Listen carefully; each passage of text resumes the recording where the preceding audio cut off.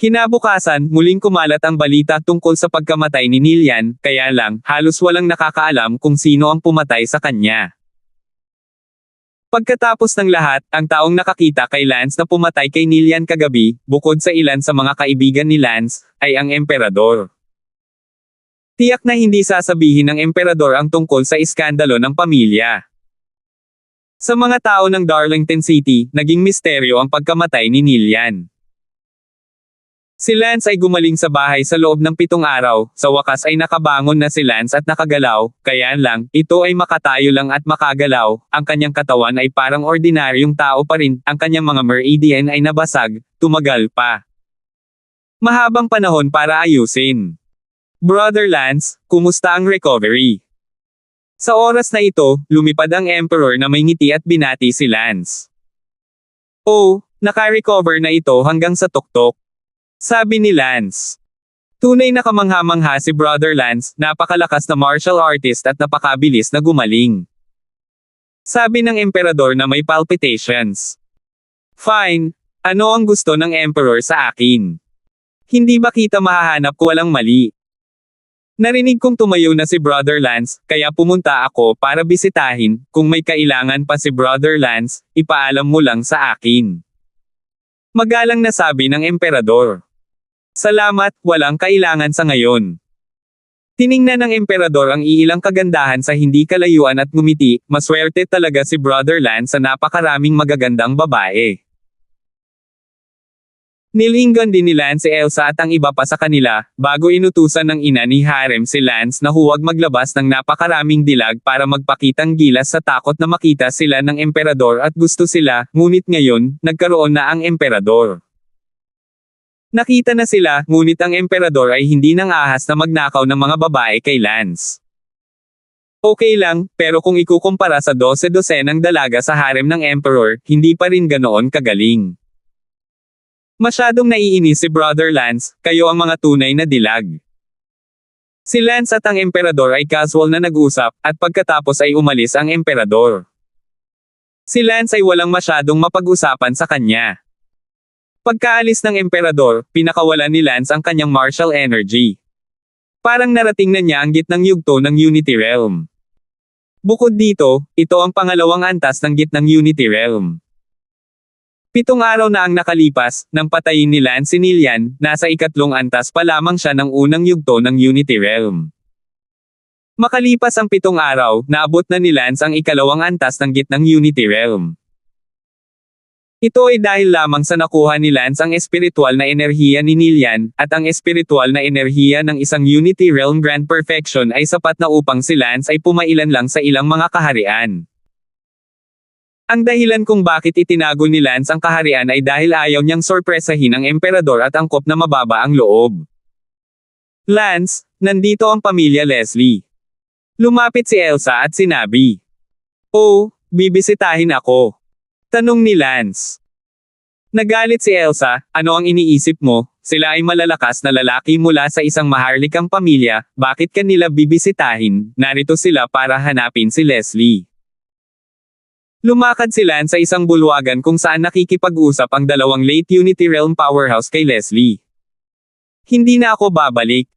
Malakas na sabi ni Leslie. Leslie, alam kong kaibigan ka ni Lance at gusto mong sumama sa isang training trip kasama si Lance, pero hindi ba nasa Darlington City ka pa, kaya kalahating araw ka lang namin inaantala. Isa sa sabi ng mga lalaki sa huli na Unity Realm. Napaka-resistant ng mukha ni Leslie. Nakita ng dalawang malalakas na lalaki mula sa Smith family si Lance na pumasok at abalang nagsabi, "Hello, Lance." "Hello? Anong kailangan ng dalawang senior para pumunta sa Yuanming Garden ko?" "Lance, ganito kasi. Gusto naming umuwi ng kalahating araw si Leslie, pero hindi pupunta si Leslie, pwede mo ba akong paniwalaan?" Tanong ni Lance, umuwi ka para saan? Nako, alam mo ba ito? Dati nang nag-uusap sina Leslie at Yunwang, sa pagkakataong ito ay nakabalik na si Yunwang mula sa ibang bansa, kaya gusto kong ayusin si Yunwang na makipagkita kay Leslie, at kung maaari, ay bukang kasal. Lance, kaibigan mo na si Leslie, tulungan mo akong hikayatin siya, sapat na ang kalahating araw. Makipagpayapaan sa emperador, ang labas ng mundo ay nabalitaan pa nakapantay ng emperador, kahit na hindi ko alam kung mayroong anumang impormasyon sa loob, ngunit ang dalawang huli na Unity Realm powerhouses ng Smith clan ay hindi nang ahas na saktan si Lance hanggang sa malaman nila ang nasa loob na kwento. Sumimangot si Lance, narinig na ni Lance si Leslie dati, ang kanyang pamilya ay nag-ayos ng isang high-end na kasal para sa kanya, ang kabilang partido ay malamang na ang Cloud King. Ang Cloud King ay isa sa mga anak ng emperador, ang kanyang lakas ay umabot sa huling yugto ng Unity Realm, kaya siya ay kinoronahang hari, mga prinsipe na maaaring makoronahan bilang hari, lahat ay may walang limitasyong potensyal, ang kasal ng pamilya Smith sa kinoronahang prinsipe ay isang malaking karangalan, at isang garantiya ng patuloy na kaluwalhatian ng pamilyang Smith sa hinaharap. Bumalik ka at sabihin sa Cloud King na iyon na nakahanap ng babae. Sabi ni Lance. Ano? Anong sabi mo? Ang dalawang nahuling Unity Realm powerhouses ng Smith clan ay nagtaka kung nagkamali sila ng narinig. Muling sinabi ni Lance, bumalik ka at sabihin sa Cloud King na isang babae ang natagpuan, si Leslie ang babae ng aking Lance. Ha? Ngumisi ang dalawang malalakas na lalaki ng pamilya Smith. Lance, binigyan ka namin ng 3 manipis na mukha dahil nakipagpayapaan ka sa emperador, at ang mundo ay puno ng mga alingaw-ngaw na maaari kang maging pantay sa emperador, ngunit huwag mong kuskusin ang iyong ilong dito, hindi mo alam mo kung ano ang mabuti para sa iyo. Bumaba ang mukha ng isa sa mga malalakas na lalaki at nagbabala. Ano? Sa tingin ko hindi ako sapat para sa Leslie. Tanong ni Lance. Lance, it's not a matter of being worthy or not, but we told the Cloud King about this a year ago, and now that we are all about meat, bigla kang lumabas at sabihin sa akin na babae mo yun, hey. Paano mo gustong ipaliwanag namin ito sa Cloud King? Tama, kung nagpakita ka sa Cloud King at nagpropose ng kasal kay Leslie, baka pumayag kami sa iyo, pagkatapos ng lahat, ang iyong talento ay ipinapakita. Ngunit ngayon, 1 taon na kaming nakikipag-ugnayan sa Cloud King, hindi namin gustong masaktan ang Cloud King, kahit na henyo ka, kumpara sa pagkakasala sa Cloud King, maaari mong piliing huwag pansinin ito, maliban kung magagawang makipagkompetensya sa buong kapangyarihan ng imperial. Leslie, umuwi ka kaagad sa amin, pupunta ang Cloud King sa pamilya mamayang hapon at makikipagkita sa iyo, kung okay ang pakiramdam ng pagpupulong, ang kasal na ito ay malapit ng mabok. Si Leslie ay abala sa pagsasabing, ayaw kong pakasalan si Cloud King, gusto kong pakasalan si Lance. Agad na nagtago si Leslie sa likod ni Lance. Ikaw. Galit na galit ang dalawang malalakas na lalaki ng pamilya Smith. Sinabi ni Lance, dalawang nakatatanda, nakita na ninyo ang ibig sabihin ng Leslie, bakit pilitin ang mga tao, bumalik at sabihin sa Cloud King na si Leslie ay aking babae, kung hindi siya kumbinsido, pumunta sa emperador, kung ang emperor ay maglakas loob na sabihin ang kalahating salita, pagkatapos ay ipapadala ko si Leslie sa kanyang kama gamit ang 2 kamay, paano ito? Lance, ikaw. Narito ang aking mga salita, kung gusto mong manakawan sa pamamagitan ng puwersa o hindi, nasa iyo iyon.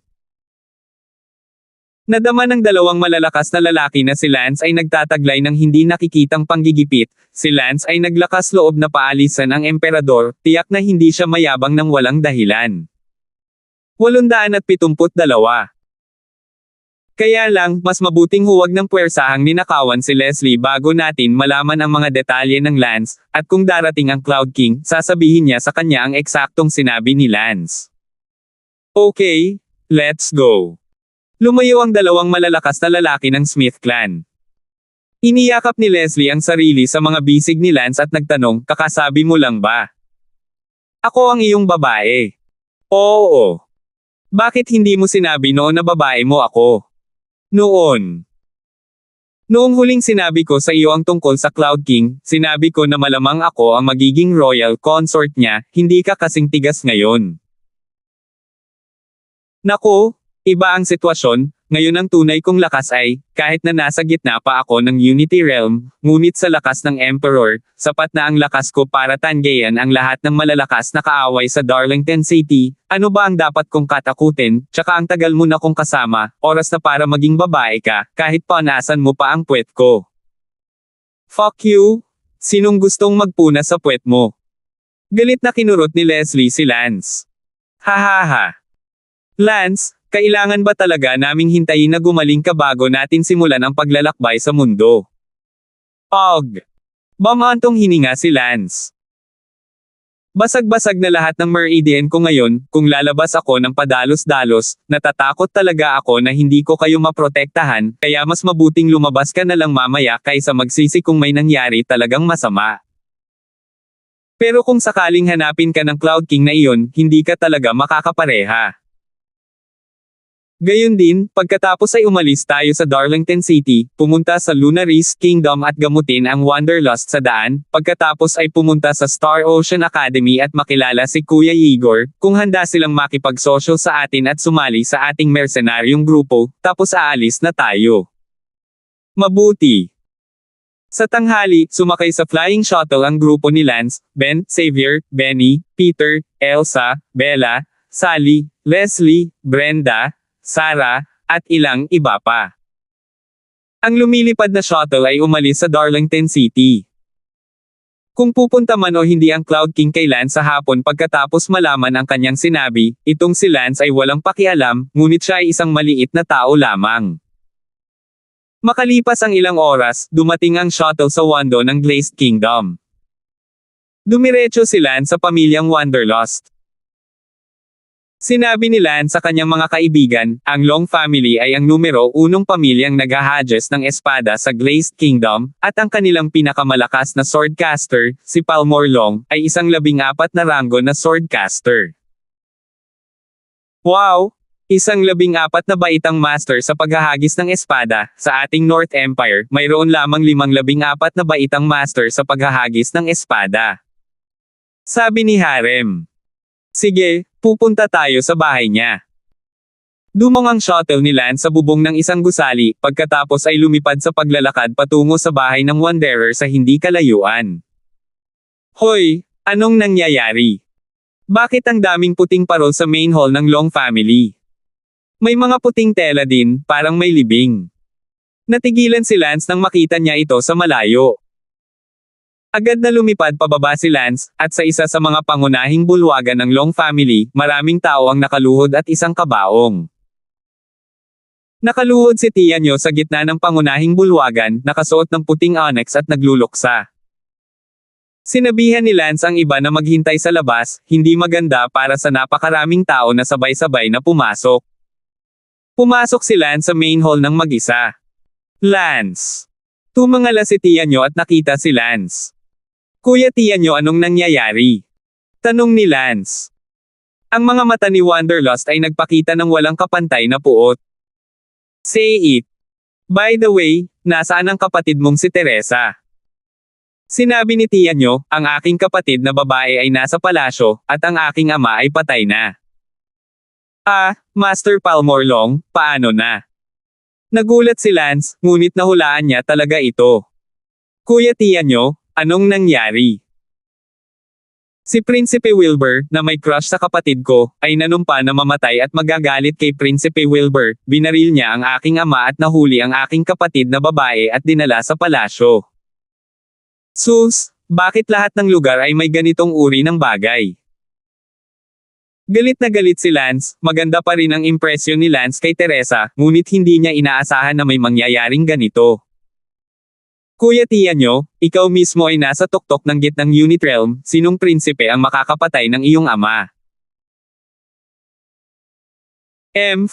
Ang Prinsipe Wilbur na iyon, ang prinsipe ng maharlikang pamilya ng Lunaris Kingdom, ay ang pinakapaboritong anak ng emperador, kahit na ang kanyang lakas ay ganap na mas mababa kaysa sa akin, gayunpaman, mayroon siyang 5 makapangyarihang huli na mga guro ng Unity Realm, wala akong magagawa ito, kung hindi dahil sa aking kapatid na babae ay yumuko at humihingi ng tawad, na nagsasabing handa siyang sumama sa kanya, kahit ako ay natatakot na ako ay mabaril hanggang sa mamatay.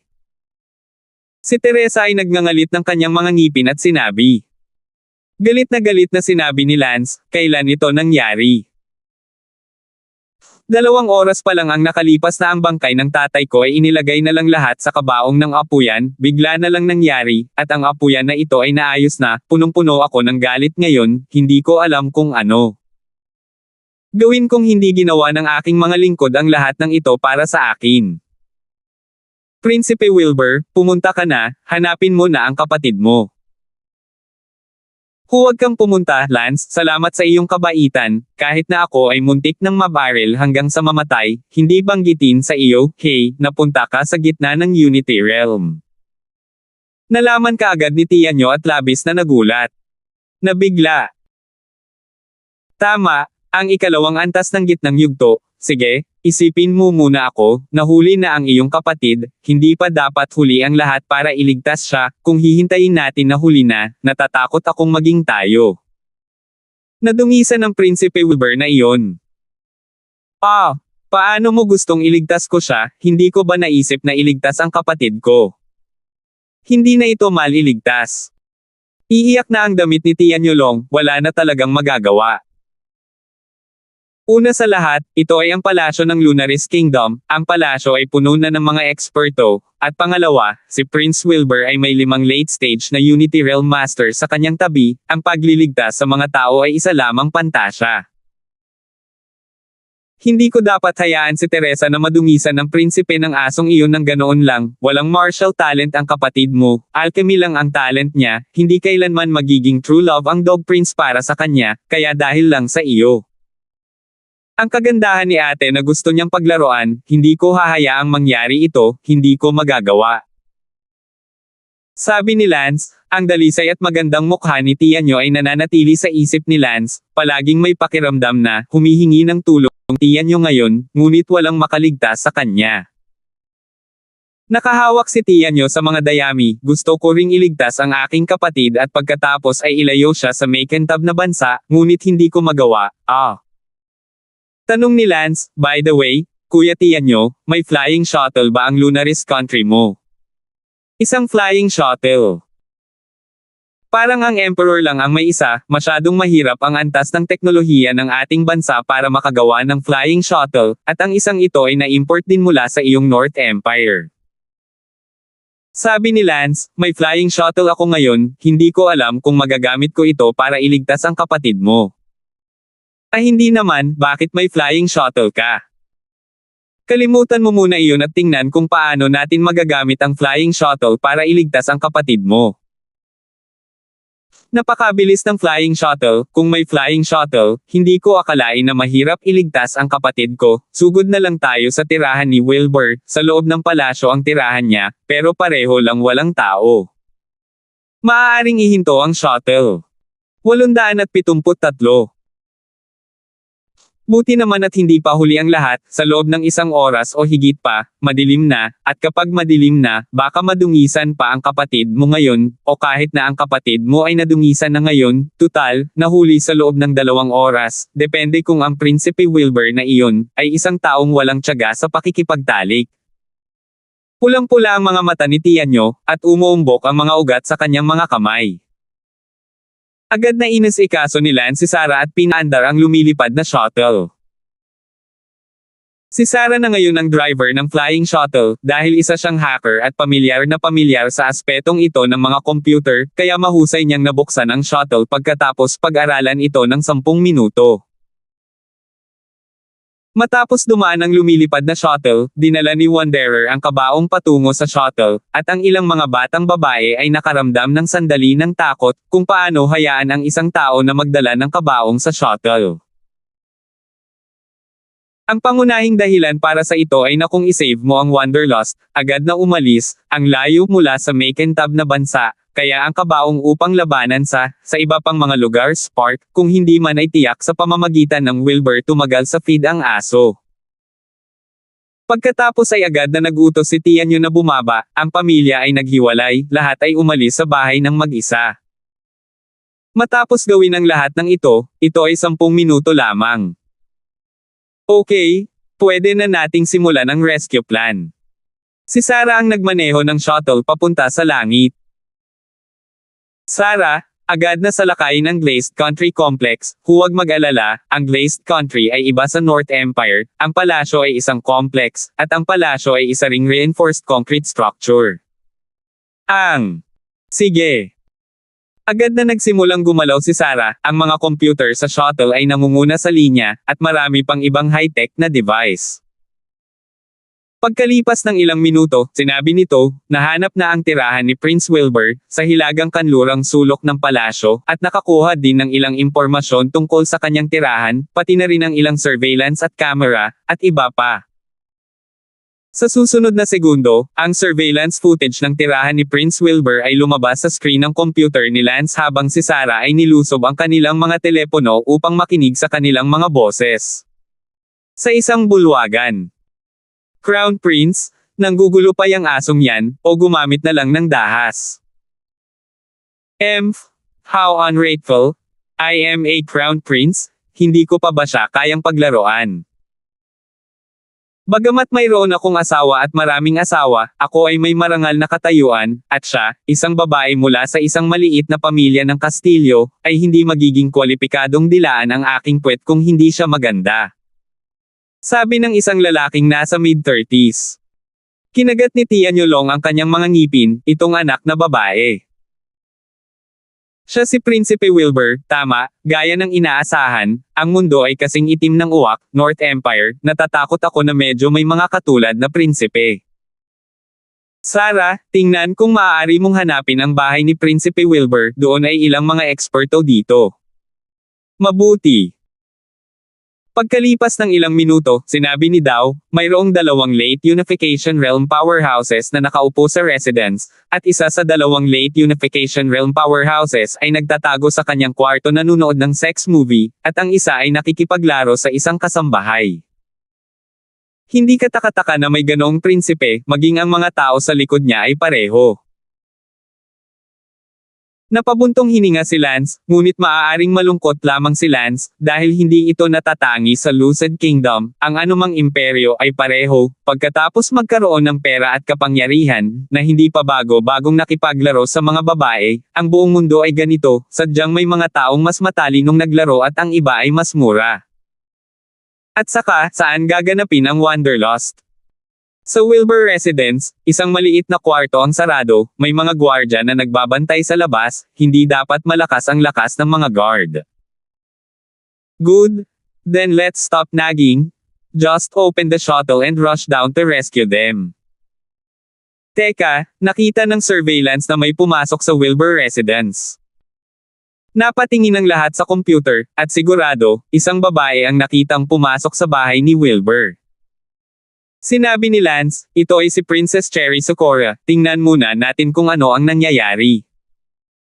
Pumasok si Prinsesa Cherry Socorro sa bahay ni Prinsipe Wilbur. Crown Prince, narinig ko na inaresto mo ang Teresa. Darating. Yuyu, Cherry Socorro Royal Sister, you're really well informed. Crown Prince Imperial Brother, pwede mo ba akong bigyan ng mukha at palayain si Teresa, kaibigan ko si Teresa. Hahaha, Royal Sister Cherry Socorro, anong sabi mo? Say that again.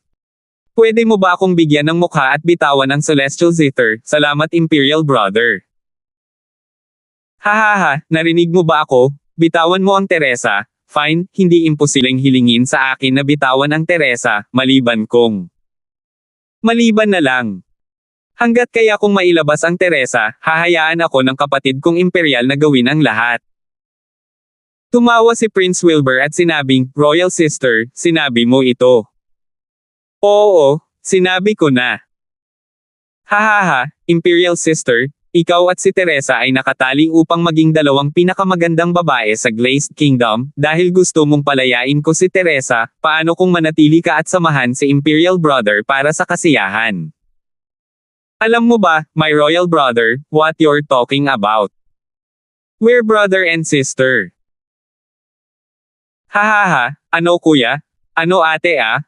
Pare-parehas lang tayo ng tatay at kalahating ina, anong kuya at ate hindi kuya, unless sabihin mo sa akin, kuya at ate gawin ang bagay na iyon between brother and sister, hindi makakapasok. Imperial Brother, ikaw. Galit na galit si Prinsesa Wei Xingen, naglakas loob ding sabihin ang mga walang hiyang salita. Ano, hindi mo ba sinabi na gusto mong palayain ko si Teresa? Dahil ayaw mo, Huwag kang magpanggap na sumagip, huwag kang mag-alala, gusto ko lang makipaglaro kay Teresa, kung ikaw ay willing to replace her, this is negotiable, isang gabi lang. Imperial Brother, kung alam ito ni Father, tingnan ko kung paano mo siya haharapin. Alam mo lang kung paano ako takutin sa Father Emperor. Sa sandaling ito, isang anino ang biglang sumugod pababa mula sa langit. Ito ang shuttle ni Lance. Mabilis ang anino, at kinalkula ni Lance na mayroon lamang silang 15 segundo para iligtas ang mga tao. Dahil pagkatapos ng 15 segundo, magre-react ang dalawang nakaupong huli na Unity Realm Master sa Wilbur Mansion. Sa ngayon, yung dalawang yun, yung isa nanonood ng pornographic film at yung isa naman ay nakikipaglaro sa kasambahay, yun yung time na madali silang ma-distract, kung hindi, wala man lang 15 segundo. Ang lumilipad na shuttle ay ginamit lamang ng 2 segundo bago ito sumugod sa bahay na kinaroroonan ni Teresa. Boom! Sabog ni Wanderlust ang bahay ng isang sampal. Kuya! Sa susunod na segundo, lumipad pababa si Tianyo gamit ang isang arrow, binuhat si Teresa at dumiretso sa lumilipad na shuttle. Dahil ang lahat ng mga aksyon ay pinlano lamang at ang lahat ay nagtutulungan ng walang putol, 9 na segundo lamang ang itinagal bago at pagkatapos mula sa pagmamadali pababa mula sa kalangitan hanggang sa pagliligtas kay Teresa papunta sa lumilipad na shuttle. Mapangahas! Sa sumunod na segundo, tumalon si Prinsipe Wilbur sa bubong, sumigaw sa shuttle sa hindi kalayuan, nakitang inalis ang Teresa, sumigaw, lumitaw din si Prinsesa Cherry Socorro sa bubong, hindi makapaniwala sa lahat ng ito, at mas mabigat pa sa figure ni Lance, kung paanong ang multo ni Lance ay buhay pa, at muling dumating sa Macintab na bansa. Sinabi ni Lance, Sarah, lumipad papunta sa shuttle, at hulihin ang asong prinsipe na iyon sa shuttle, para ipaghigati si Palmore. Mabuti. Sa susunod na sandali, ang lumilipad na shuttle na aalisin ay agad na sumugod kay Prinsipe Wilbur. Si Tianyo ang pinakamalakas, at agad na hinawakan si Wilbur sa buhok at kinaladkad siya sa loob ng lumilipad na shuttle. Nasa ibabaw mismo ng ulo ni Cherry Socorro si Lance nang hinawakan ni Tianyo si Wilbur. Sa isang talbog, hinawakan ni Cherry Socorro ang braso ni Lance. Swoosh! Umakyat ang shuttle sa langit makalipas ang ilang segundo. Hinailan ni Lance si Cherry Socorro papunta sa shuttle. Bang! Sumara ang pinto ng lumilipad na shuttle sa susunod na sandali, at ngayon lang naubos ang 2 late Unity Realm powerhouses mula sa Wilbur residence na nakasuot ng pantalon. 874. Nahuli na ang Crown Prince. Galit na hinabol sila ng 2 late Unity Realm powerhouse, na nakababa ang kanilang pantalon, ngunit sa kasamaang palad, kung saan sila makakahabol, ang shuttle ay nawala sa kalangitan sa isang iglap. Gayunpaman, sa sandaling ito, isang lumilipad na shuttle ang bumagsak sa kalangitan mula sa Macintab na palasyo ng Imperial at sinundan ang shuttle ni Lance. Oo, ito ang lumilipad na shuttle ng Emperador, natuklasan ng Emperador na ang prinsipe ng Corona ay nakuha na. Kakaalis pa lang ng shuttle ni Lance mula sa kabisera ng Lunaris Kingdom nang sabihin niya, Brother Lance, may humahabol na shuttle sa likod niya. Ito ay dapat ang Emperor ng Lucid Kingdom, tanging ang Emperador ng Lucid Kingdom ay lumilipad na shuttle. Sabi ni Tianyo. Ang Emperor ng Lucid Kingdom ay hindi bababa sa isang malakas na tao sa tuktok ng Complete Unity Realm, kung tayo ay nahuli, tiyak na mamamatay tayo. Sarah, mayroon bang anumang paraan upang maalis siya? Hindi ito matukoy, ang kabilang panig ay lumilipad din ng mga shuttle, bagaman ang aming mga shuttle ay mas mahusay, ngunit ang pinakamataas na bilis ay ilang daang kilometro lamang ang taas, kaya't hindi kami maaaring humila ng masyadong malayo. Sandaling natahimik ang lahat, ngunit inaasahan na ang kaso ay hinahabol sila ng Emperador ng Lunaris. Sa sandaling iyon, sinusubukan ng shuttle sa likod namin na makipag-ugnayan sa amin, para matanggap. Tanggapin mo. Pinili ni Mo na i-access ito, at sa lalong madaling panahon ang screen sa shuttle ay nagpakita sa likod ng shuttle na kumukonekta, at ang tao sa larawan ay ang Emperor ng Glazed Kingdom. Sino kayo? Bakit mo kinuha ang aming prinsipe? Nagalit ang Emperador. Sinabi ni Lance, kami ay mga kaibigan ng Long Clan of Swordcasting, pinatay ng iyong anak si Palmor Long, karapat-dapat siyang pagbayaran ang buhay ni Palmor Long. Bullshit, Crown Prince ang anak ko, paano may kukumpara ang mababang buhay ni Palmor Long sa anak ko? Sinabi ni Lance, Emperor ng Lunaris Kingdom, hindi ako sang-ayon sa iyo. Sa kabaligtaran, sa aking paningin, ang iyong anak ay ang mababang buhay, at si Palmor Long ay isang buhay na hindi kayang tumbasan ng iyong anak ng maraming buhay. I order you, release the prince. The emperor yelled. I could tell that he was very annoyed. Ama, iligtas mo ako. Sa shuttle ni Lance, sumigaw si Wilbur para humingi ng tulong. I don't care who you are.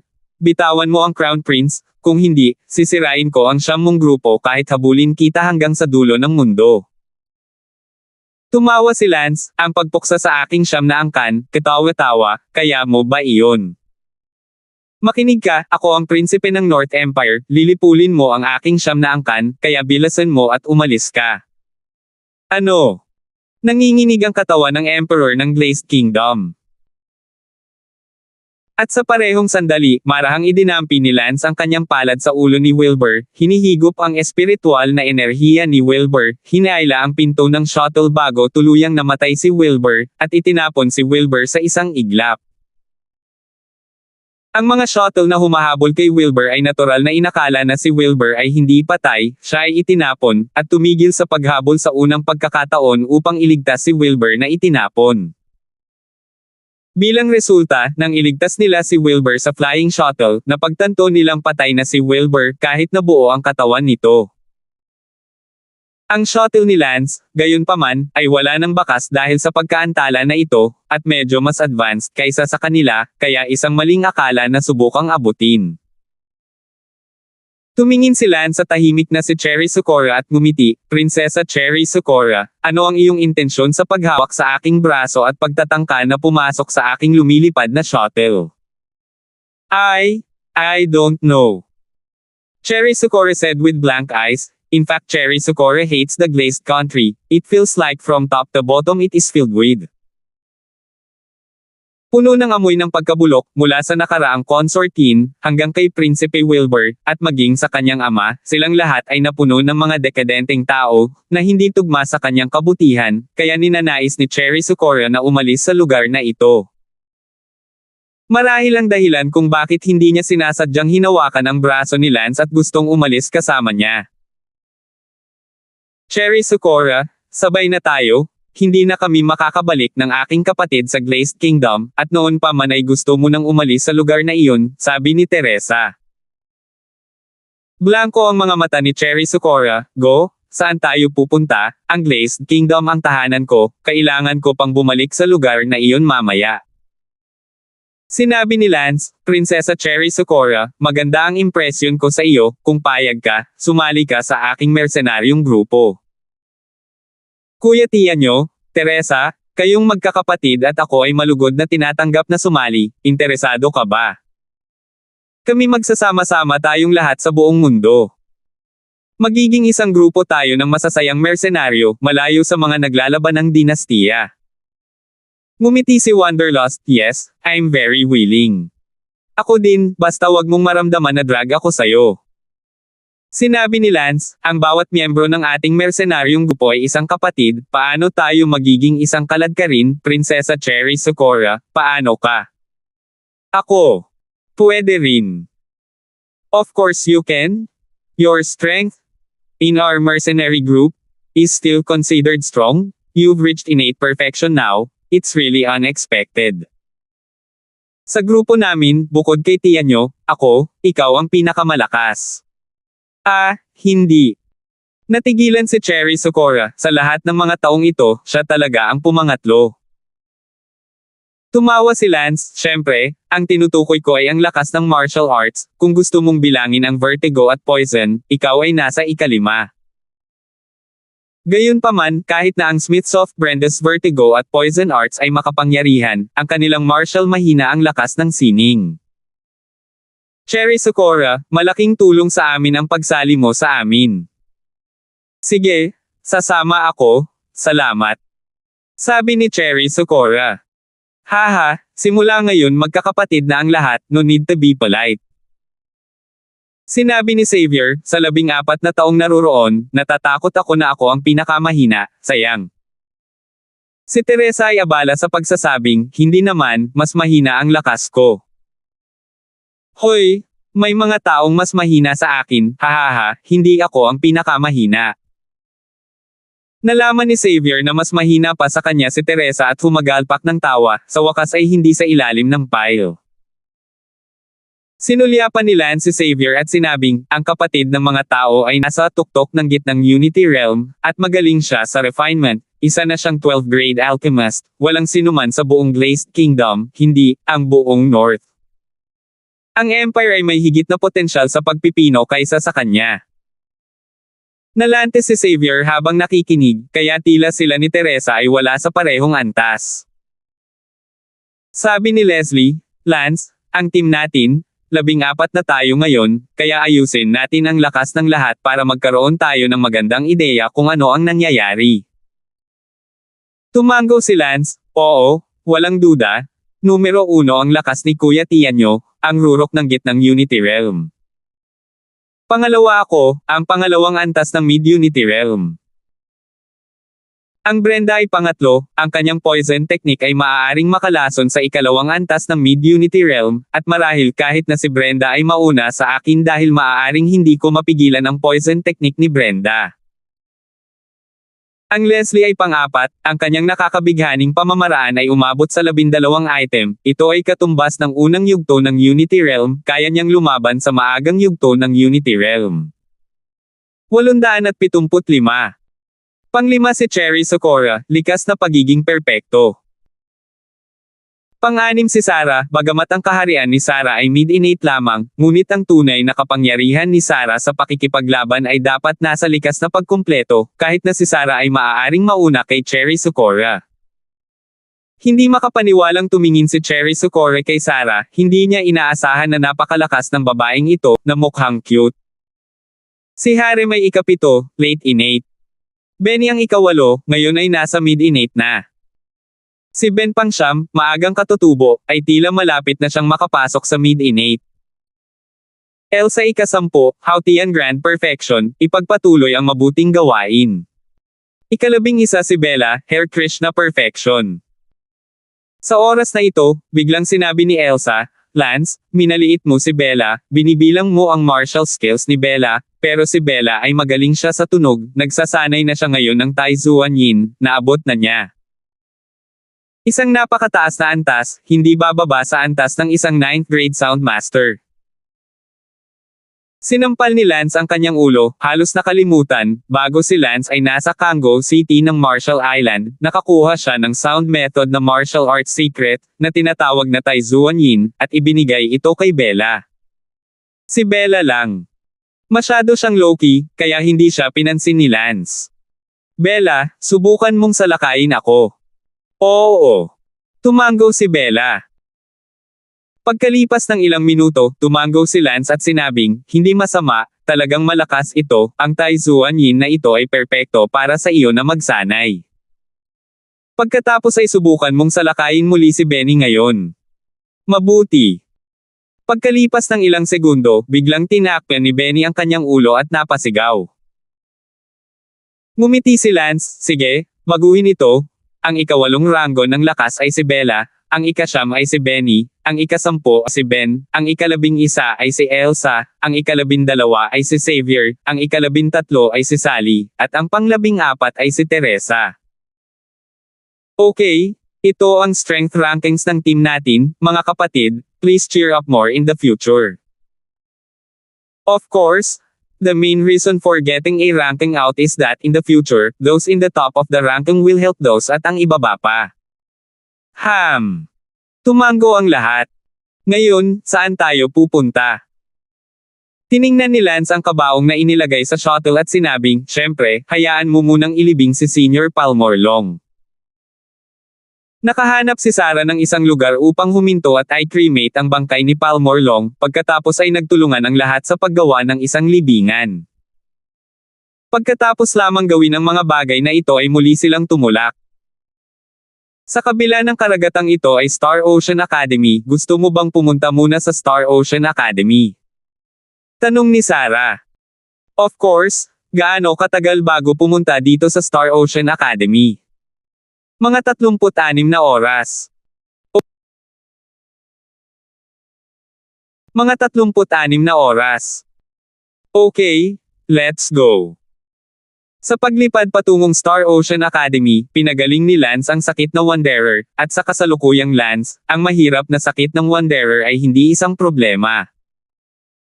Makalipas ang halos 36 na oras, dumating ang shuttle ni Lance sa kalangitan sa itaas ng Star Ocean Academy.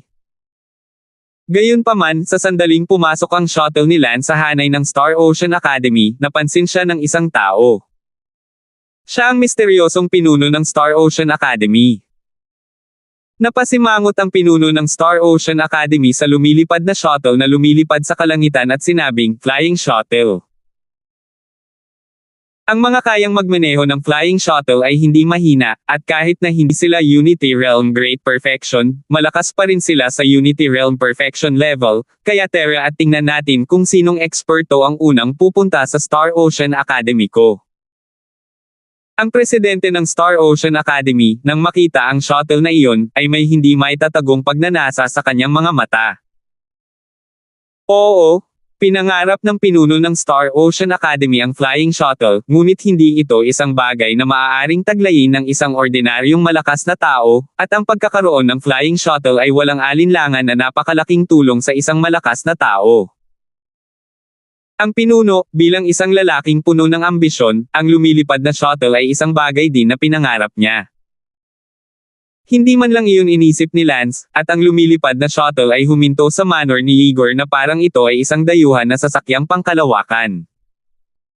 Si Igor at ang kanyang asawa ay tumingin sa lumilipad na shuttle sa pagkalito. Igor, hindi ito ang maalamat na flying shuttle, tama ba? Dapat ay. Anong klaseng malaking tao, yung may flying shuttle, siguradong malaking tao yan, bakit sa atin napunta? Hindi ko alam, at hindi ko alam kung ito ay isang pagpapala o isang sumpa.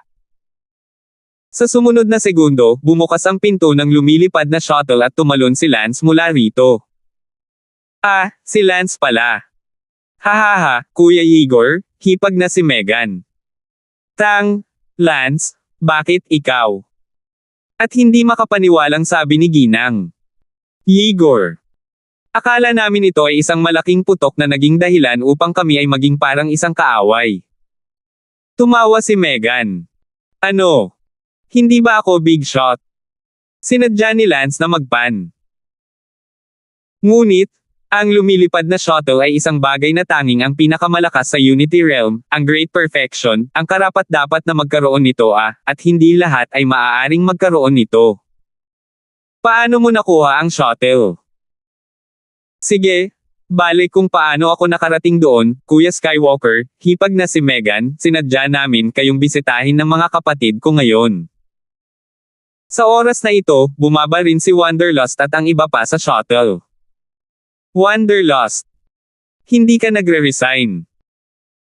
Tumawa si Wanderlust, Igor, matagal nang hindi nagkikita, ganoon pa rin, akala ko nakalusot ka sa huling yugto ng Unity Realm. Hindi ba ikaw ay pareho, nasa tuktok pa rin ng gitnang Unity Realm, bakit ka nakikipag-hangout kasama si Lance? Hahaha, nasa iisang mercenaryong grupo tayo ngayon, Igor, sa pagkakataong ito pumunta ako para makita ka, ang unang dahilan ni Lance ay para bisitahin ka, at ang pangalawa ay tanungin ka kung handa ka bang sumali sa aming mercenaryong grupo at your way in the world with us. You see? We even have a flying shuttle. Sa mundong ito, maraming mercenary groups, pero iilan pa rin yung pwedeng mag-flying shuttle, di ba? Karamihan sa kanila ay maliliit na eroplano pa. Sa sandaling ito, dumating ang presidente ng Star Ocean Academy. Bumantong hininga ang pinuno ng Star Ocean Academy, akala ko may dumating na malaking tao, pero ilan lang pala sa maliliit na higad, hindi ko alam kung saang imperyo galing ang maliliit na higad na ito, napakahina para magawa. They have a flying shuttle. Hahaha, matagal ko nang gusto ng flying shuttle, kaya wag mo akong sisihin kung napahiya ako ngayon. Si Lance ay nakikipag-chat pa rin kay Igor at sa iba pa nang lumipad ang pinuno ng Star Ocean Academy. Magbigay galang sa dekano. Sina Igor at Tianyo ang unang nakapansin at nataranta upang magbigay ng kanilang paggalang. Ang pinuno ay nasa tuktok ng Unity Realm Perfection, at narinig ko na malapit na rin ang paghakbang sa Great Perfection, kaya siya ay isang napakalakas na tao na hindi maaaring masaktan. Nakita ni Lance at ng iba pa na ito ang pinuno at natarante rin sila para magbigay galang. Sumali ka sa senior pinuno. Ngumiti ang pinuno, everyone, no need to be polite, get up. Tumingin ang pinuno kay Tianyo at nagtanong, Tianyo, pagkatapos ng mahabang panahon, bumalik ka sa Star Sea Academy. Oo, pinuno. Mahabang Tianyo, hindi masama ang halo, lahat kayo ay nagmamaneho sa shuttle kahit ako ay hindi makakuha ng shuttle, ngunit ang bata ay madaling sumakay.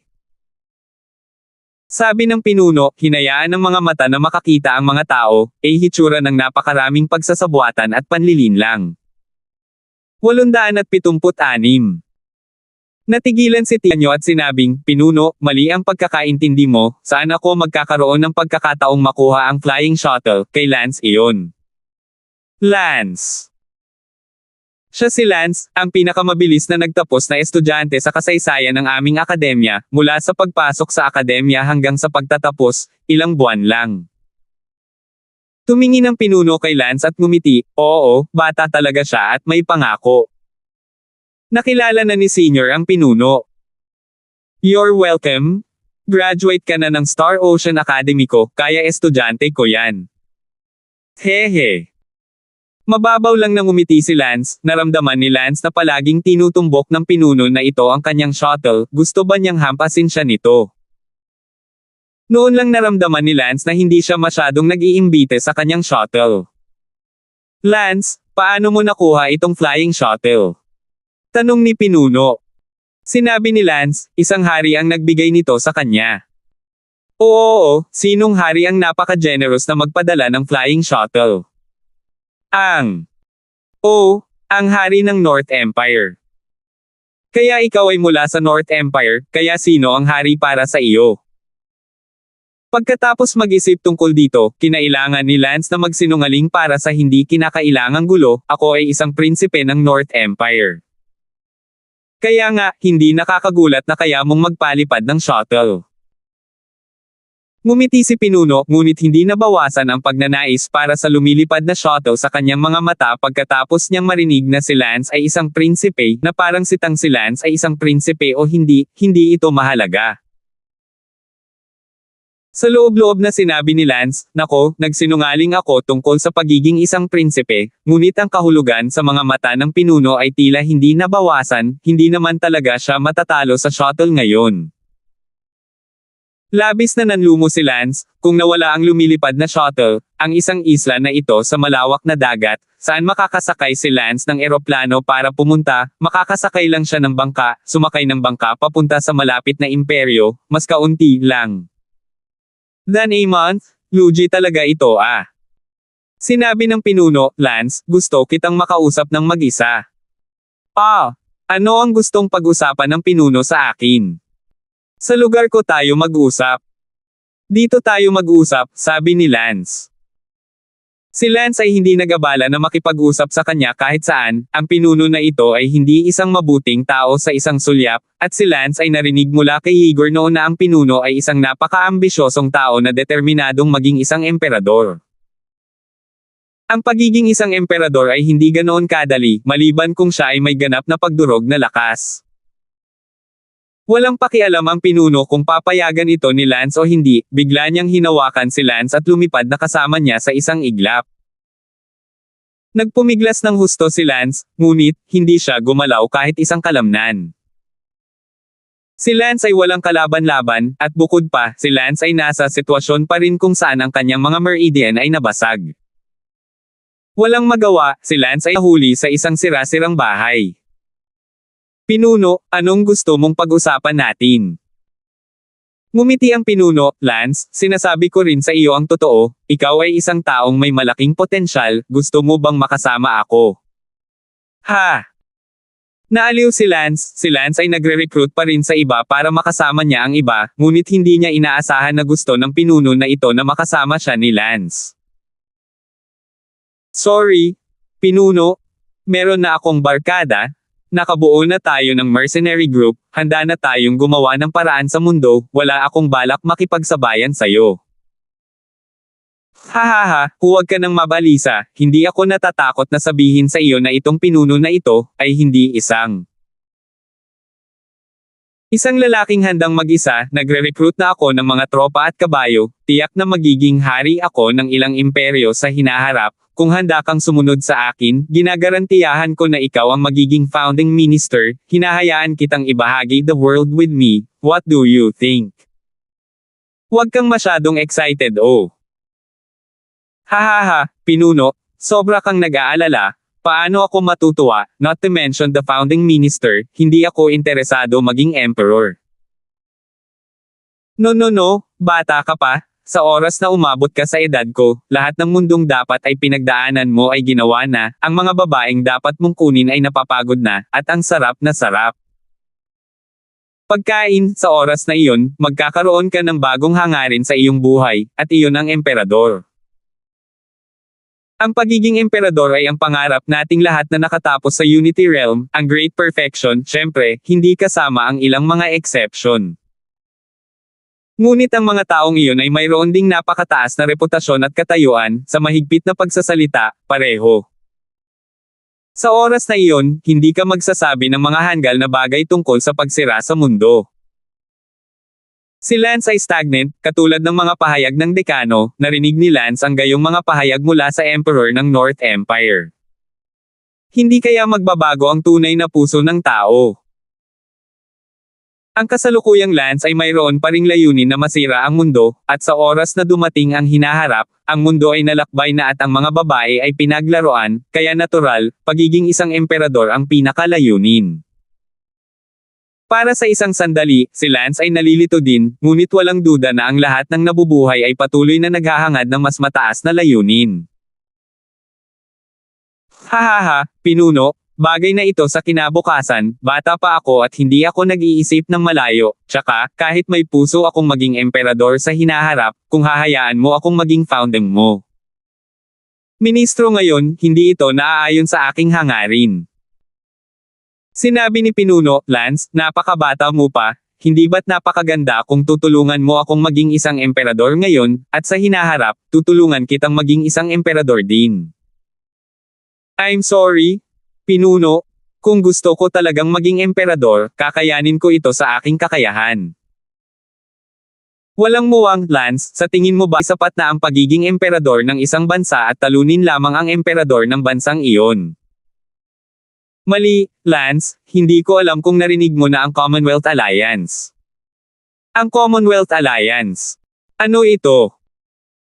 Ang Commonwealth Alliance, na kilala rin bilang United Nations, ang bawat emperador ay miyembro ng United Nations, anumang bansang nasa kagipitan, ang 8 panig ay dumarating upang suportahan, sa palagay mo, ang pagnanakaw sa isang imperyo ay napakasimple. Kaya, tulungan mo ako, at tutulungan kita mamaya. Oh, ang United Nations, ha? Paano yan? Nakikita ko na malaki ang potensyal mo, at sulit ang pamumuhunan na ito. Tanong ni Lance, paano gusto ni Senior na tulungan kita?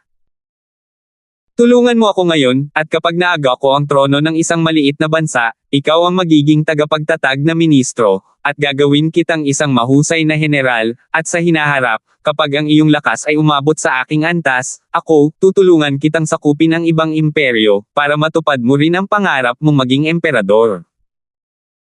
Ngayon, paano kung ipahiram mo muna sa akin ang iyong flying shuttle, at ibabalik ko ito sa iyo mamaya?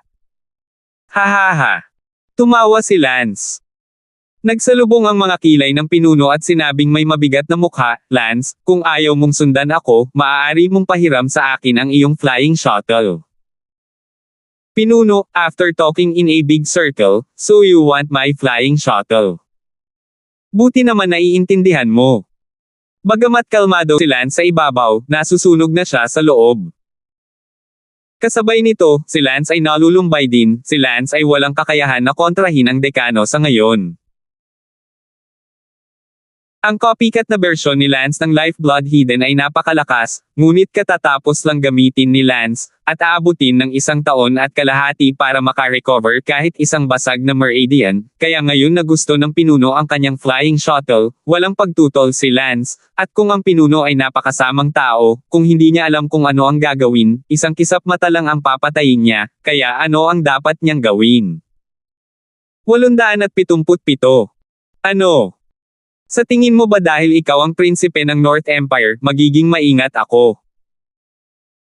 Ngumiti si Lance, bihira lang ang pinuno na tumangala sa akin at magsabi ng tungkol sa paghiram o hindi, ibibigay ko na lang sa iyo ang flying shuttle. Ano, ibigay mo sa akin? Nagtaka ang presidente ng Star Ocean Academy kung nagkamali ba siya ng narinig, isang pambihirang bagay na akala niya ay pagnanakawan niya ito.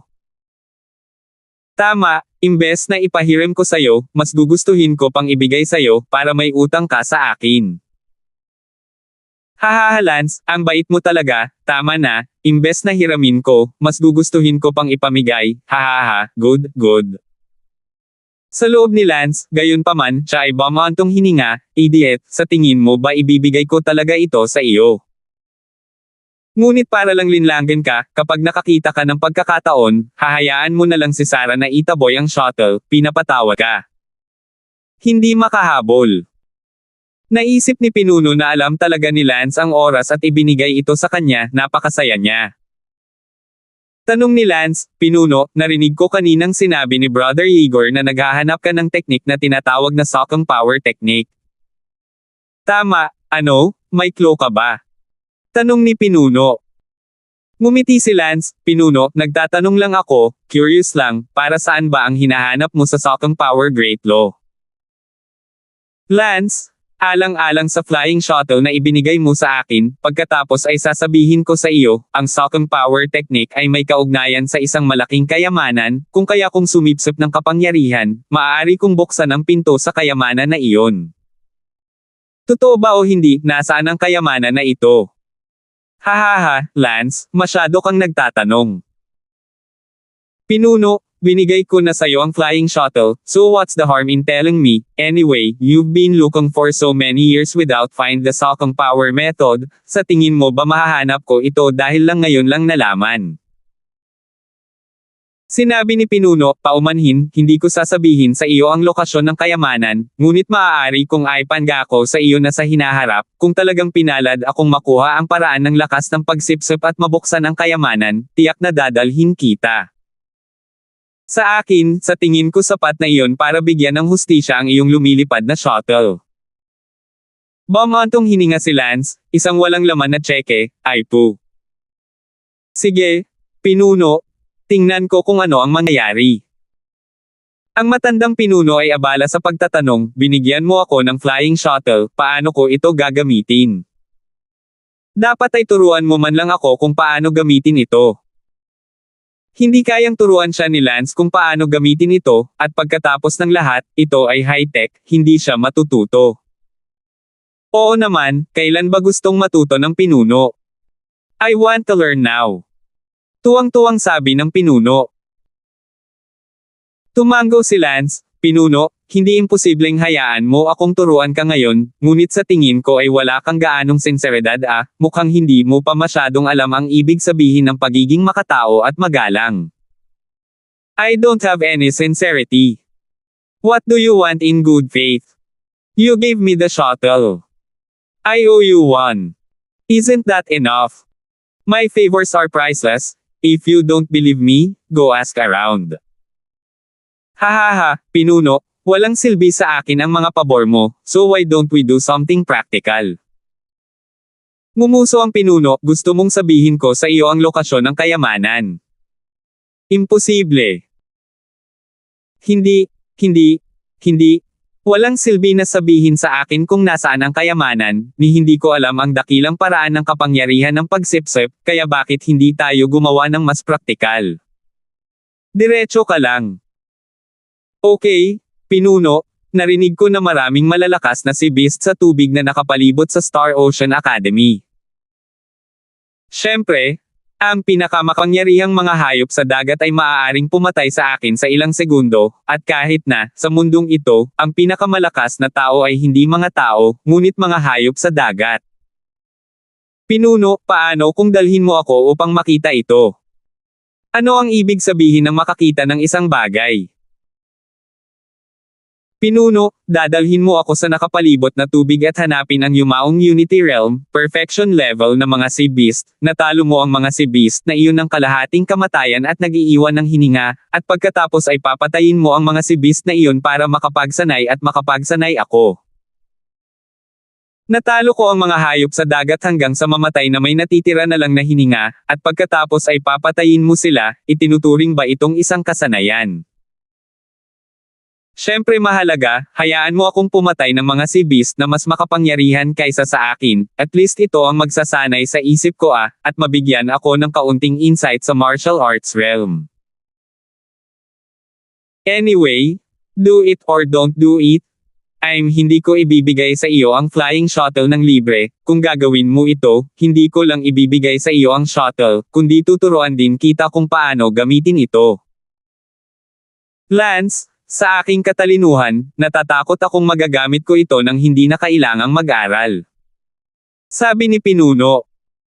Si Lance ay masusuka, kahit si Lance ay alam pa rin ang tungkol dito, at gusto pa rin niyang matutunan ito. Since Pinuno thinks he's smart, then come with me to the shuttle and take a look. If you can do it without learning, then I'm talking in vain. Mabuti. Dinala ni Lance ang Pinuno sa lumilipad na shuttle. Diretsong napatulala ang Pinuno nang makita ang mga hilera ng mga butones. Pinuno, ngayon sa tingin mo malalaman mo kung hindi mo ito natutunan. Sige, Lance, gusto mong patayin ang hayop sa dagat, pagkatapos ay dadalhin kita doon, ngunit sasabihin ko sa iyo, ito ay isang araw lamang. Okay, tara na. Si Lance at ang Pinuno ay dumiretso sa karagatan. Ang dahilan kung bakit gusto ni Lance na patayin ng dekano ang sea beast para sa kanya ay sipsipin ang espiritu ng sea beast, kaya napabuti ang kanyang sarili. Ito ay isang pambihirang pagkakataon upang mahuli ang isang ito, at gusto ni Lance na sipsipin ito. Pagpasok sa kailaliman ng karagatan, una niyang nakatagpo ang isang mid-Unity Realm sea beast. Nang papatayin na ito ng Pinuno, sinabi ni Lance, ayoko ng mga mid-Unity Realm, sila ay masyadong mahina, tanging ang late Unity Realm at perfection level lang. Bumantong hininga ang Pinuno, maraming mga hayop sa kompletong antas ng Unity Realm ay hindi makakapantay kahit para sa akin, huwag kalimutan, ito ang karagatan, ito ang teritoryo ng hayop sa dagat, ang lakas na maaari kong gawin ay limitado.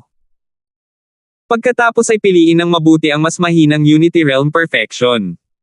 Anong problema? Magulo si Pinuno pero wala pa rin siyang magawa. May Sea Lion family sa unahan, kaya dumiretso na sa Sea Lion family. Fine, scratch that. I'm not familiar with the ocean anyway. Pagpasok sa pamilya ng Sea Lion, sinimulan ng Pinuno na pumatay ng makapangyarihang mga Sea Lion. Ang pamilya ng Sea Lion na ito ay may dalawang matagumpay na Unity Realm Sea Lion at higit sa isang dosenang late Unity Realm Sea Lion. Ang Pinuno ay nagsayang ng maraming enerhiya at sa wakas ay natalo ang dalawang matagumpay na Unity Realm Sea Lion sa kalahati hanggang sa mamatay.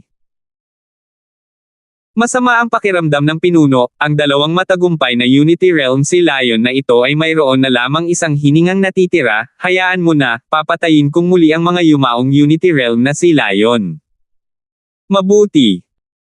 Si Lance ay nagmamadaling umakyat, ngunit ang dalawang Sea Lion ay binugbog ng isang hininga na lamang ang natitira, ngunit halos mapatay pa rin nila si Lance. Sinipsip ni Lance ang espiritual na enerhiya ng dalawang Sea Lion sa kabila ng malaking panganib. 878. Wow! Ang sarap ng tonic. Nabuhayan ng loob si Lance matapos itong malanghap. Di nagtagal, kinaladkad ng Pinuno pabalik ang 7 o 8 late Unity Realm Sea Lion. Sige, mapapatay mo sila ng mabilis.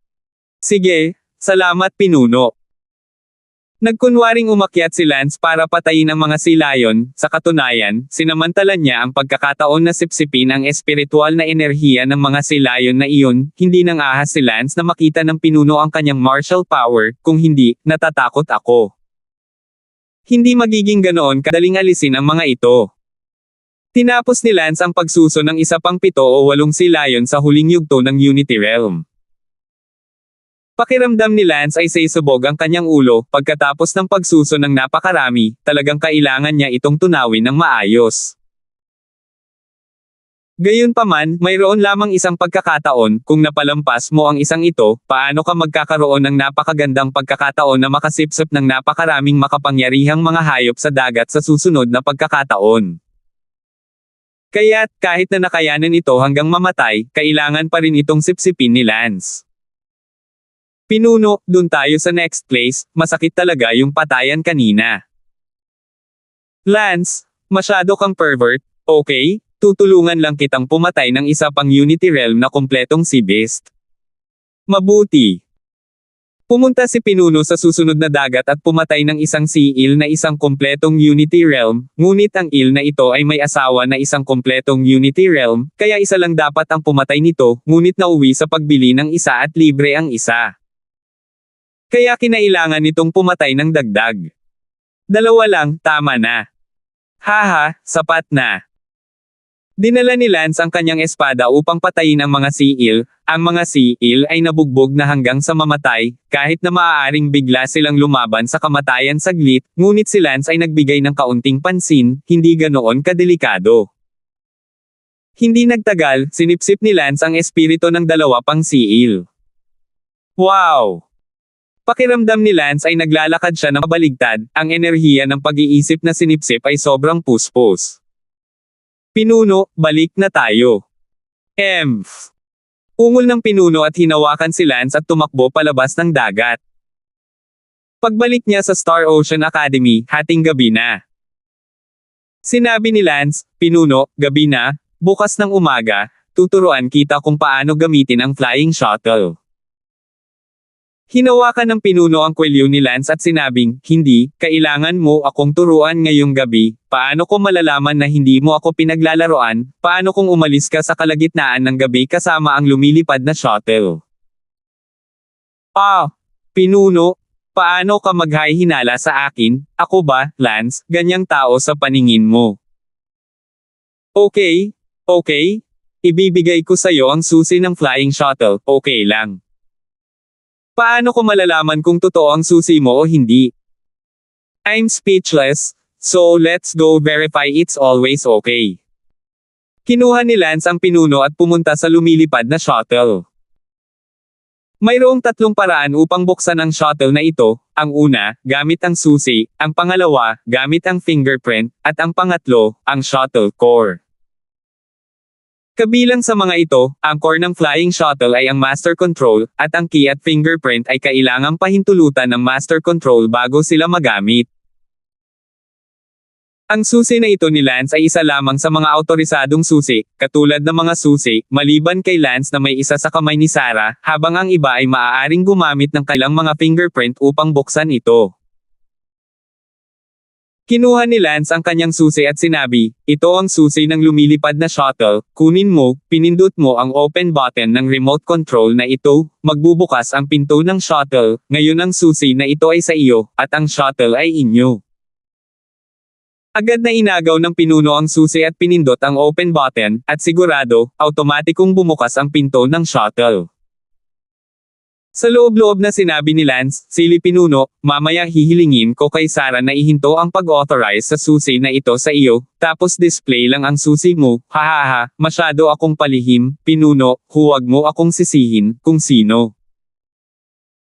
Hiniling sa iyo na nakawin ang aking lumilipad na shuttle, bukod pa, ang shuttle na ito ay napakabihirang, kaya ko lang.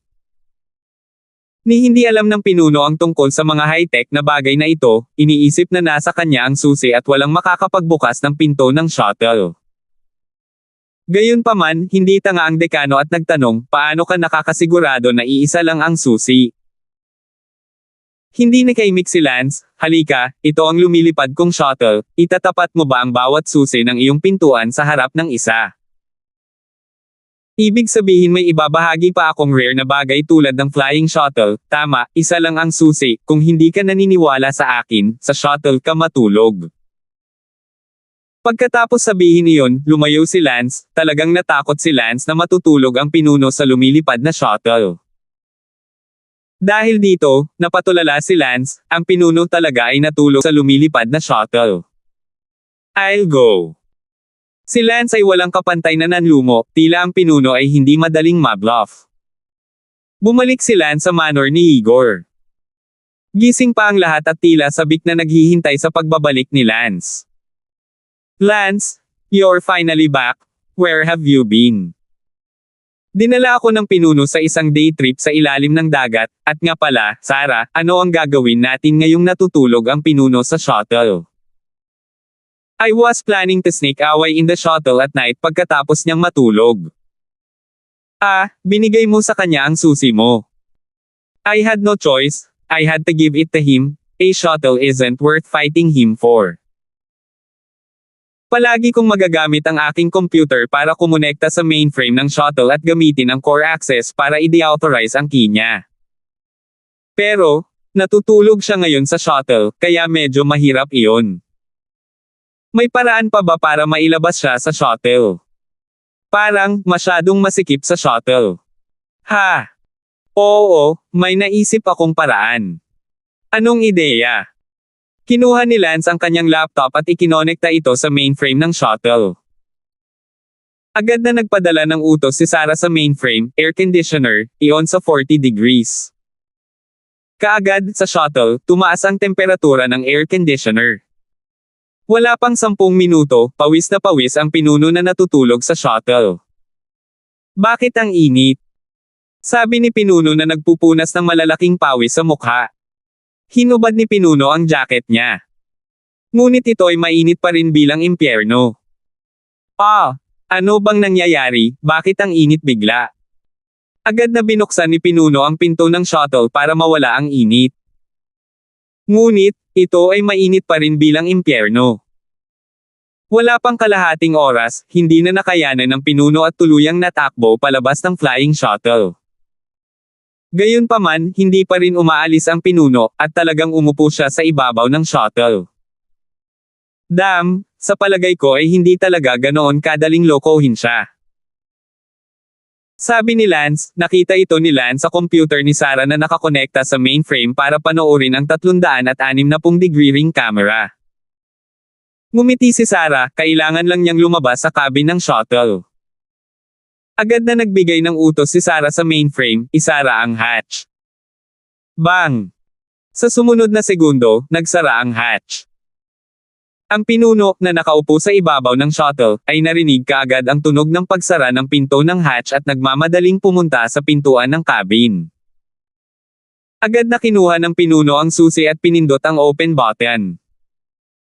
Gayunpaman, sa pagkakataong ito, gaano man niya ito pinindot, hindi magbubukas ang hatch. Anong nangyayari? Nasa ulap ang pinuno. Ito pala ay binawi na ni Sarah ang kanyang autorisasyon para sa susi na iyon. 879. Agad na kinokontrol muli ni Sarah ang lumilipad na shuttle. Kuya Lance, maghanda na ang lahat, ipapalipad ko agad ang shuttle sa gilid natin, tapos sumakay agad kaming lahat sa shuttle at umalis dito. Siguradong susundan tayo ni pinuno, bagamat hindi kasing bilis ng bilis niya. Ang shuttle, pero masyadong maikli ang distansya, mas mabagal ang pagdating niya ng 10 segundo kung ihahanda niya ang kanyang sarili para mamatay, ibig sabihin may 10 segundo na lang tayo para pumasok sa shuttle. Agad na sinabihan ni Lance ang lahat na maghanda para pumasok sa shuttle. 1, 2, 3. Sa susunod na sandali, ang malayong lumilipad na shuttle ay lumipad patungo sa kinaroroonan ni Lance at ng iba pa. Nagbago ang mukha ni pinuno, at bigla siyang humabol sa direksyon na lumipad ang shuttle. Damn it, Lance, pinaglalaroan mo talaga ako. Napuno ng galit ang pinuno at sinundan ang lumilipad na shuttle sa bilis ng apoy. Ang lumilipad na shuttle ay nakarating kay Lance at sa iba pa sa isang kisap mata. Sumigaw si Lance, pumasok sa cabin, dali, 10 segundo lang. Ang bawat isa-isa, ay tumalon sa cabin ng mas mabilis kaysa sa isa. Binuhat ni Lance sina Teresa at Sally, sila ang pinakamahina, kaya niyakap sila ni Lance at nagmadaling pumasok sa cabin. Sa sandaling ito, wala pang 100 metro ang layo mula sa lumilipad na shuttle, isang boses ang sumigaw, Lance, hindi pa ako tapos sa iyo. Bilisan, dali, pumasok sa shuttle at isara ang pinto. Sigaw ni Lance. 15 o 16 na tao ang kailangang pumasok sa lumilipad na shuttle sa loob ng 10 segundo, at ito rin ay isang napakamadaling gawain. Ang pinuno ay malapit na, kung ang pinuno ay hahabulin o papasok man lang sa shuttle sa sandaling ito ay na-activate, malamang na ang grupo ni Lance ay mapapawi. 100 metro ang layo, galit na galit ang pinuno kaya sa isang iglap lang, sumugod siya mula sa 100 metro ang layo patungo sa 100 metro, at pagkatapos ay sa susunod na pagpikit, pumasok siya sa shuttle. Sa sandaling iyon, nagkataon na kontrolado ni Sarah ang shuttle at isinara ang pinto ng shuttle. Sigaw ni pinuno at hinampas ng palad ang shuttle mula sa malayo. Ang palad na ito, kung ito ay tumama, ang lumilipad na shuttle ay tiyak na mabibiyak at magwawakas sa isang iglap, huwag mag-alinlangan sa lakas ng perpektong antas ng Unity Realm, gaano man katibay ang shuttle, hindi ito makakalaban. Ang palad ng isang Unity Realm powerhouse, ang shuttle ay napakabilis na kahit na lumitaw ang isang bahagyang bitek, ito ay agad na mapupunit ng napakalaking hangin sa mabilis na paglipad. Kaya't, kahit nakititing na bitek ay hindi maaaring lumitaw sa lumilipad na shuttle. Swoosh! Sa sandaling tumama ang palad ng pinuno, ang lumilipad na shuttle ay sumugod sa langit. Boom! Nahati ng palad ng pinuno ang lupa kung saan nakaparada pa rin ang shuttle sa nakaraang kisap mata at lumitaw ang isang malaking butas. Phew! Nang makitang naiwasan ng shuttle ang welga ng pinuno, lahat ng nasa loob ng shuttle ay nakahinga ng maluwag, literal na parang naglakbay sila sa mga pintuan ng impyerno. Sa lupa, sumigaw ang pinuno na may bagbog na mukha. Ang pinuno ay tumalbog sa lupa at bumaril sa langit sa shuttle. Gayunpaman, nang maabot ang langit, hindi na nag-alala si Lance, gaano man katibay ang pinuno, imposibleng mahawakan niyang muli ang lumilipad na shuttle. Hindi agad nakalayo ang shuttle at natigil sa kalagitnaan ng hangin. Binuksan ni Lance ang hatch at sumigaw, Pinuno, pasensya na, pero maraming salamat sa araw na ito. Lance, ang lakas ng loob mong lokohin ako. Galit na galit ang pinuno. Napangiti si Lance hihihi, Pinuno, isipin mo, nabubuhay ang mga tao sa mundo, may manloloko sila sa iba, o pinaglaruan sila ng iba, lalaki at babae pareho o. Lance, hindi pa ako tapos sayo. Pinuno, why bother? This flying shuttle in the first place? If I don't play tricks on you, kukunin mo lang ang mga gamit ko, kaya kailangan din kitang paglaruan. Since you can steal my flying shuttle, why can't I tricks on you? Hahaha, Pinuno, goodbye, I wish you to become an emperor soon. Bang! Sumara ang hatch ng shuttle, at mabilis na hinabol ng pinuno. Sa kasamaang palad, sa ilang paghinga, ang shuttle ay nasa langit na. Huminto si Pinuno, umuusok sa galit ang kanyang mga boots ng ilong, apoy, hindi lamang hindi nakuha ang lumilipad na shuttle, kundi pati na rin ni Lance na niloko ng isang araw, na nakikipaglaban hanggang sa kamatayan sa ilalim ng dagat upang patayin ang hayop sa dagat. Lance, huwag mong hayaang makilala kita, kung hindi, papatayin kita. Ang shuttle ay lumilipad sa ibabaw ng karagatan. Inilagay ng lahat ang kanilang mga upuan at ginawa silang maliliit na kama, nakatulog sa maluho at komportabling upuan. Si Lance, sa kabilang banda, ay nasa pag-iisa. Matapos sumipsip ng napakaraming mental na enerhiya ngayon, tinutunaw na ito ni Lance. Sa isang kisap mata, 6 na oras na ang lumipas at madaling araw na. Binuksan din ni Lance ang kanyang mga mata. Pagkatapos ng isang gabi ng pagtunaw, ang kaharian ni Lance ay direktang tumaas mula sa ikalawang antas ng gitnang Unity Realm hanggang sa unang antas ng huli na Unity Realm. Lance, ang iyong kaharian. Sa sandaling iyon, napansin ni Igor na ang katawan ni Lance ay naglalabas ng isang malakas at walang kapares na momentum, na maaaring ganap na durugan pareho sina Igor at Tianyo. Humalaklak si Lance, tungkol sa katotohanang maaaring sipsipin ni Lance ang kapangyarihan ng Diyos, na hindi alam ng iba maliban sa ilan sa kanyang pinakamalapit na babae na nakakaalam nito. Ang ganitong uri ng open martial art, si Lance ay hindi makapagsalita ng walang kaparerekon, kahit na siya ang pinakamatalik na kaibigan, kung sakaling ang isa sa kanila ay hindi sinasadyang kumalat, ito ay magdudulot ng digmaang pandaigdig. Alam ng sino mang naglaro ng laro kung gaano kahusay ito ay dapat na nakabitin. Kaya, ngayong natuklasan ni Igor na ang martial arts realm ni Lance ay tumaas sa unang antas ng late Unity Realm, hindi alam ni Lance kung paano ito ipapaliwanag. Pagkatapos ng dagandong ni Igor, ang iba ay tumingin din kay Lance, maliban kina Tianyo at Megan, na hindi alam kung ano ang nangyayari dahil hindi nila maramdaman ang pagbabago sa kaharian ni Lance. Oh my God! Lance, anong nangyayari? Naalala kong nasa gitna ka lang ng Unity Realm kahapon, mga second and third level, bakit ngayon? Ang iyong chi ay parang nakalusot ka hanggang sa huling yugto ng Unity Realm. Sabi ni Megan, ang asawa ni Igor. Hindi makapaniwalang tumingin din si Tianyo kay Lance. Ngumiti si Lance kay Ellie, sabihin ang totoo, kahapon ay niloko ko ang pinuno na pumunta sa ilalim ng dagat, nakasagasa ako ng maraming hayop sa dagat, hiniling ko sa pinuno na patayin ang makapangyarihang mga hayop sa dagat na iyon, naramdaman kong malaki ang improvement nito.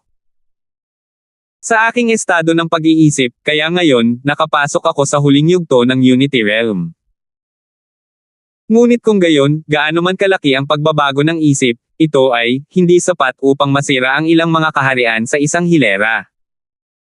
Haha, ewan ko dyan, masasabi ko lang na sobrang lakas ng talent ko. Pervert ah.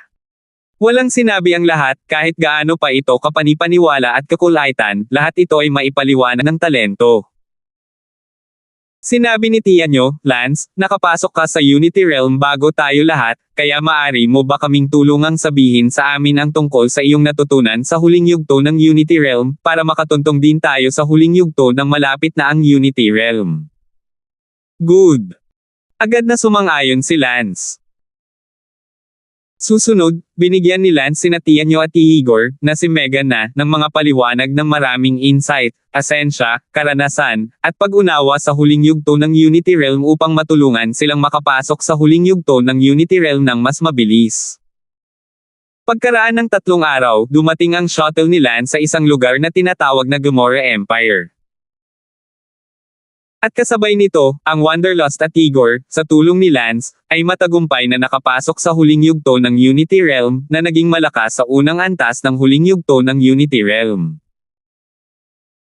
Lahat, tayo, ang Destined One Mercenaries, ay nagsimula na sa ating unang pagsabak sa mundo, nakarating na tayo sa Gamora Empire, ang ating unang hinto, pupunta muna tayo sa sikat sa buong mundo na Heavenly Light ng Gamora para makita kung ang Heavenly Light, maaari talagang nakakatulong sa mga tao na makamit ang kaliwanagan. Sabi ni Lance sa lahat. 880. Huminto ang lumilipad na shuttle ni Lance sa isang walang nakatira na primeval forest sa Gamorja Empire. Sarah, humanap ka ng hidden cave at sumakay ka sa shuttle papunta sa cave para magtago, then we'll adopt flying, we're already within the Gamorja Empire. Sige. Si Ben ay abala, bakit kailangan nating dumaan dito? Paano kapag kailangan na nating umalis, hindi ba't kailangan nating maglakbay ng napakalayo? Ngumiti si Lance at sinabing, Ben, nakalimutan mo na ba ang nangyari sa Star Ocean Academy? Paano kung lumipad ka ng shuttle at makita ng isang malakas na lalaki? Kahit na ang malakas na lalaking iyon ay hindi agawin ito at durugin ito ng isang sampal, ano ang dapat nating gawin? Kaya, kapag nakarating na tayo sa Gamora Empire, pinakamahusay na itago ang shuttle, at kung gusto nating umalis, hayaan si Sarah na kontrolin ng malayuan ang shuttle at lumipad sa atin. Oh, so, kung natuklasan ito, misteryoso, may nag-iisip ba na ito ay isang dayuhan na barko?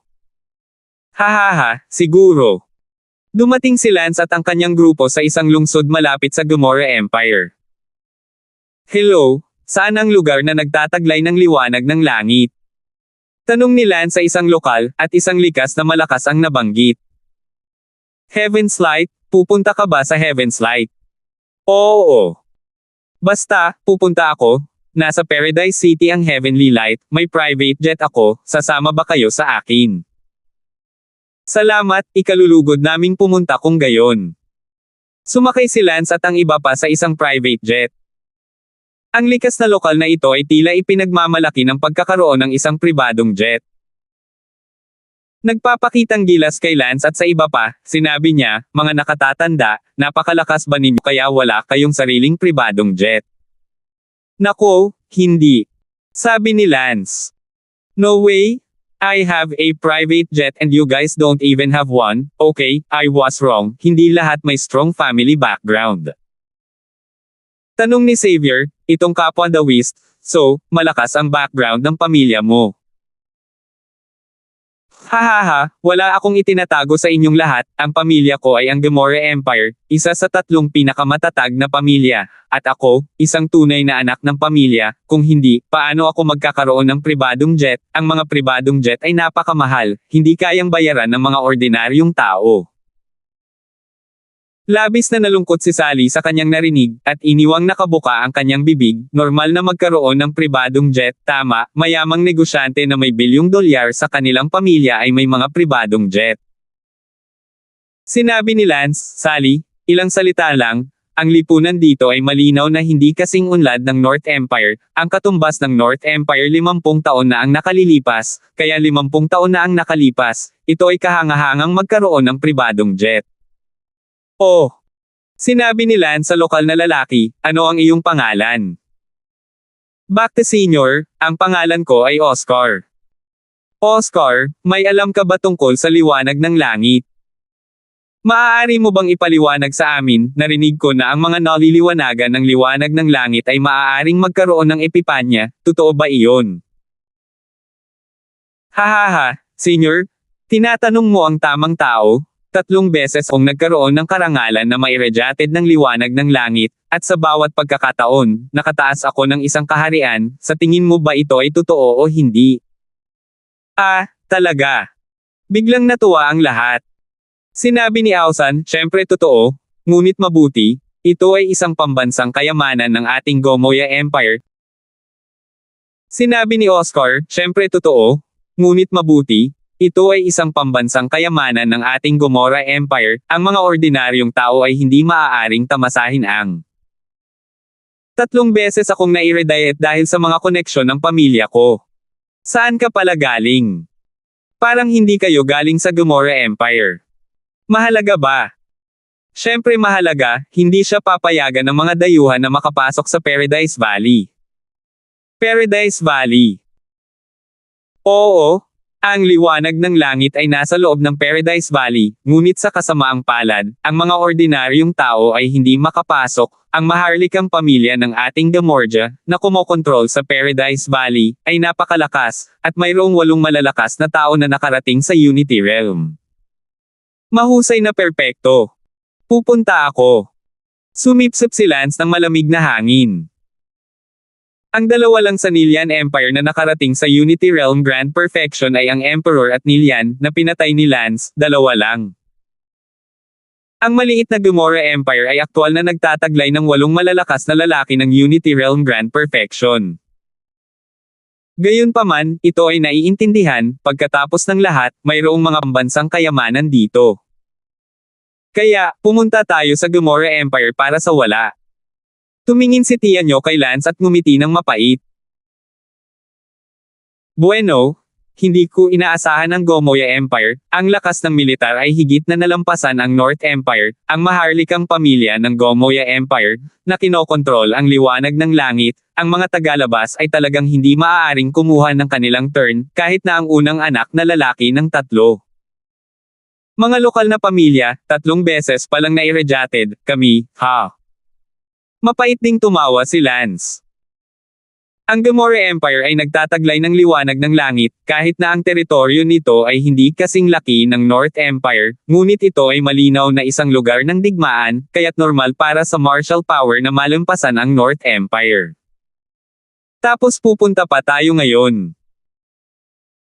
Bakit hindi tayo pumunta, kahit hindi natin masisilayan ang liwanag ng langit, magandang puntahan at tingnan, ang layunin ng pagtatatag ng mersenaryong grupo ay hindi para maglibot sa mundo at gumawa ng paraan sa mundo. Makalipas ang ilang oras, dumating na ang private jet ni Uyang. Oscar. Aking mga kaibigan, narito ang Paradise City. Ang Paradise Valley ay nasa gitna mismo ng Paradise City. Ang Heavenly Light ngayong taon ay malapit nang magbukas, kung maaari mo itong i-irradiate o hindi ay nasa iyong kapalaran.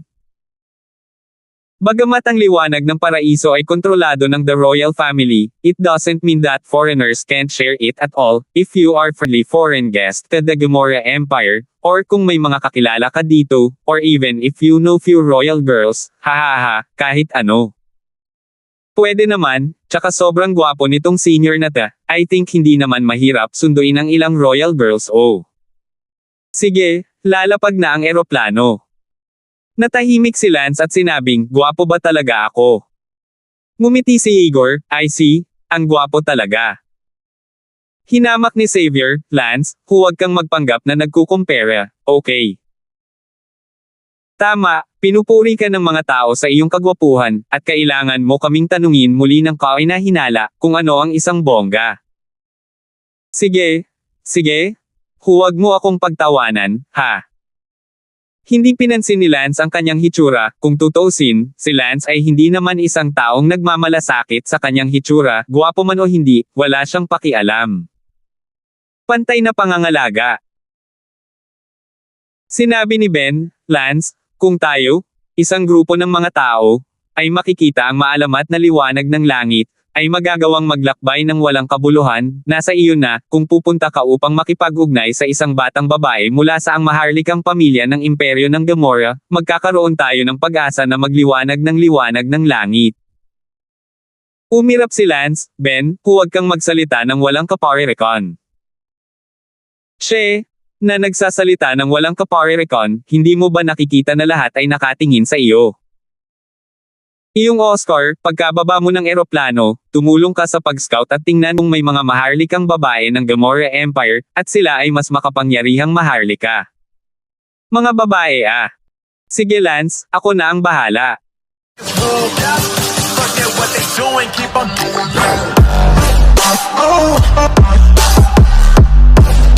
Oh,